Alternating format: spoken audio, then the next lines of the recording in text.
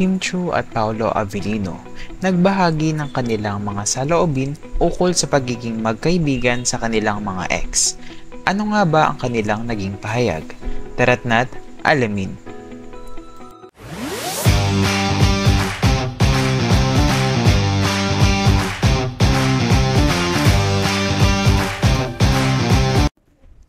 Ang mga stars ng linlang na sina Kim Chiu, Paolo Avellino at Maricel Soriano ay nagbahagi ng kanilang mga personal na pananaw hinggil sa kanilang iniisip kung nasa sitwasyon sila ng kanilang mga karakter sa sikat na serye. Sa press conference ng teleserye na linlang sa Dolphy Theater sa ABS-CBN noong Enero 15, tinanong si Kim at Paolo kung magiging kaibigan pa rin ba nila ang kanilang mga ex, lalo na kung nagloko ang kanilang kasintahan. Hindi ito madaling gawin agad. Sa tingin ko, hindi agad. Pero sa paglipas ng panahon at depende rin kung paano kayo mag-uusap at kung paano nyo itrato ang isa't isa. Sa palagay ko, sa paglipas ng panahon o sa huli, maaaring mangyari. Bahagi ni Paolo. Sumang-ayon si Kim sa nararamdaman ni Paolo. Ipinaliwanag din niya kung paano maaaring manatili ang dating magkasintahan bilang mga kaibigan sa paglipas ng oras at pagtanggap.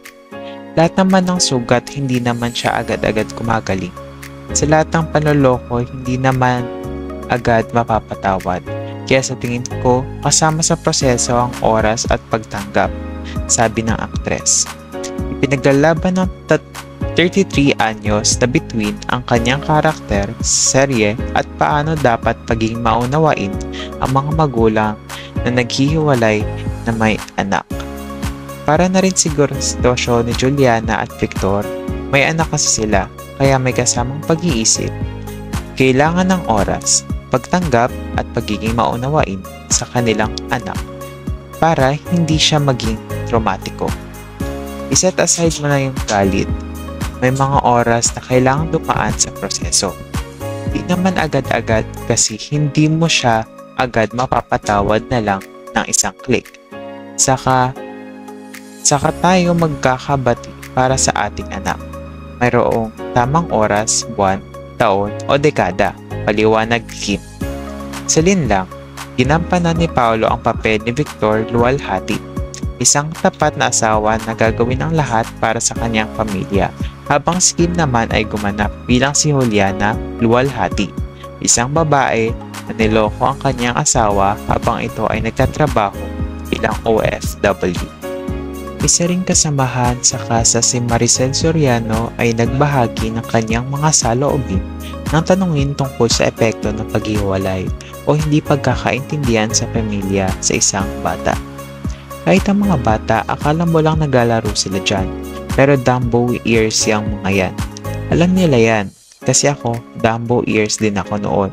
Pahayag ni Maricel, na naglalarawan ng kanyang pananaw bilang isang ina. Dagdag pa niya, napaka-sensitive nila kahit wala akong sinasabi. Alam nila, kasi magkukwento yan kapag medyo malakalaki na. Ginampanan ni Maricel ang papel ni Amelia, ina ni Paolo at JM de Guzman sa serye. Kilala ang kanyang karakter dahil ipinakita nito kung paano gagawin ng isang ina ang lahat para protektahan ang kanyang mga anak, kahit na ito ay hindi laging tama.